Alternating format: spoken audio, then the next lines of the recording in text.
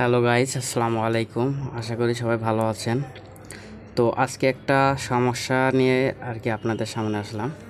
তো অনেকের হচ্ছে এই যে ইজেড আইপি যে ইসবি যে ইউনিভি যে ক্যামেরাগুলো আছে, এই ক্যামেরা অনেকেই সমস্যা হচ্ছে। এই যে লাইভ স্ট্রিম দেখতে পারেন না। আমি যে স্লাইড করে দেখি, এই যে এরকম সমস্যা দেখা দিচ্ছে রেগুলারই। লোডিং নেওয়ার পরে দেখা যাচ্ছে যে আপনার ক্যামেরা আসতেছে না। তো সেই ক্ষেত্রে আপনারা যে কাজটি করবেন সেটি আমি দেখাই দিচ্ছি।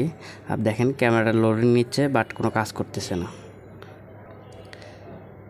ঠিক লোডিং নিতে নিতে এরকম the network of your mobile phone or device may be unstable 2006। তো এই সমস্যাটা হচ্ছে, অনেকেই এই সমস্যার সমাধান খুঁজে পাচ্ছেন না, অনেক ঘাটাঘাটি করেও সমাধান আসতেছে না। তো আমি যে বিষয়টা আপনাকে দেখাই দিচ্ছি, এই বিষয়টা আপনি খুব সহজে আপনারা সমস্যার সমাধান করতে পারবেন মাত্র কয়েকটা ক্লিকে। তো এরকম যদি সমস্যা হয়ে থাকে কারো, তো আমি আবার ব্যাক যাচ্ছি। দেখেন আমি যদি আবার ক্যামেরায় ঢুকি, সেম আবার লোডিং নিচ্ছে বাট ক্যামেরা আসতেছে না। আমি যদি ডিভাইসে যাই, ডিভাইসে দেখাচ্ছি আমার ডিভাইস অনলাইনে আছে, বাট আমার হচ্ছে লাইভ ভিউটা আমি দেখতে পাচ্ছি না। আমি লাইভ ভিউ আমার আসতেছে না।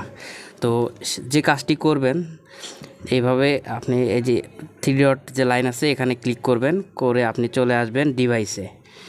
ডিভাইস থেকে আপনি এই যে থ্রি ডট মেনু আছে এখানে ক্লিক করে আপনি এডিট অপশনে যাবেন।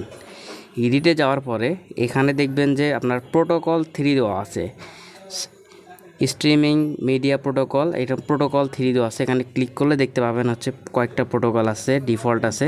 তো আপনি 2 নাম্বার প্রোটোকলে দিয়ে রাখতে পারেন।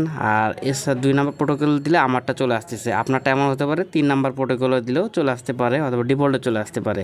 তো আমারটা দুয়ে প্রোটোকল 2 সিলেক্ট করে দিলাম, দিয়ে সেভ দিলাম। এখন আমি যদি এখান থেকে লাইভ ভিউটা দেখি, তো দেখেন আমার ক্যামেরাগুলো ইজিলি চলে আসতেছে। তো এইভাবে আপনার সমস্যা যেটা আছে এটা সলভ করতে পারবেন খুব ইজিলি।